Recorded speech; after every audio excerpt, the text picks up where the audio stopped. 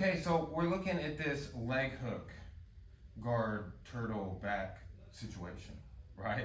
It's kind of like, a lot of people, even one of our black belts here, like calls it turtle guard, right?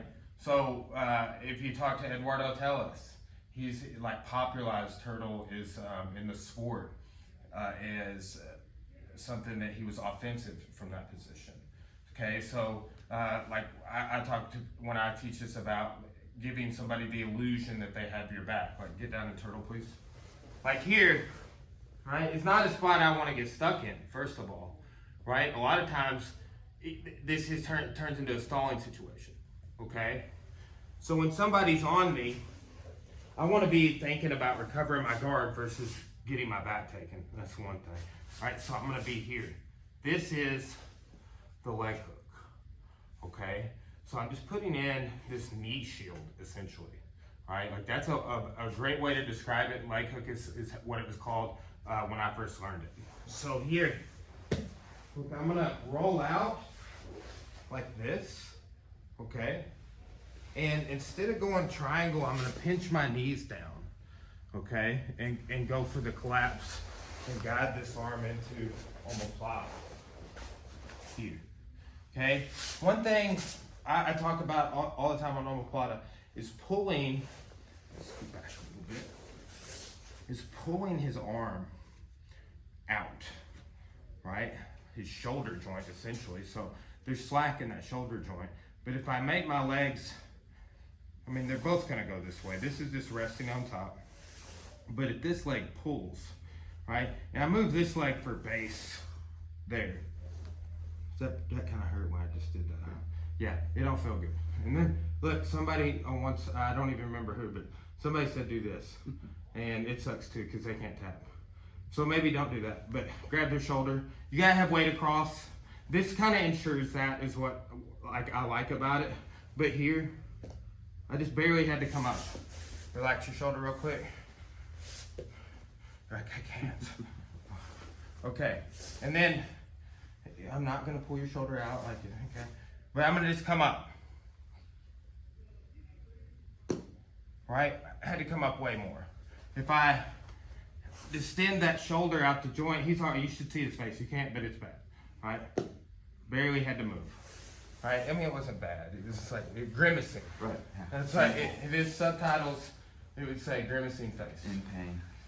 So, that's a little detail on the omoplata. But from this leg hook, shoulder roll, one more time. I'm here. Again, I'm inside shoulder rolling through to here. Okay. And guys, another thing that he may do is, like he has a free hand on the floor, he has two knees on the floor. So he has, it's 3 points where he can have base. Okay? So that being said, as I go to break him over, I need to have weight, right? So I kind of came in from this position where my hips are facing this way, okay? So if he starts trying to posture up, I need to keep that as I turn.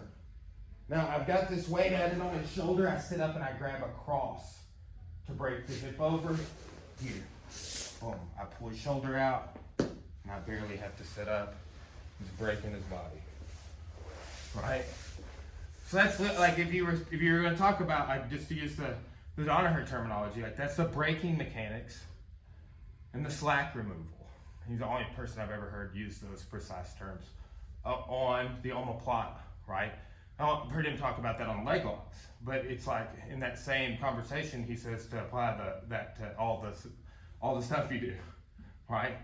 But that is, slack removal is a big concept in submissions. I don't want you to be able to move your joint around. Like, I want to immobilize you. Once I immobilize you, then I can go for a joint locking technique, a submission that could break that joint, could sever the tendons, break the bone, and that's what makes you surrender, right? So just another little cool look on the leg hook, and check out some of our other videos on that. I'll link them in the description so you can click over to those. We've got several. All right, thanks guys.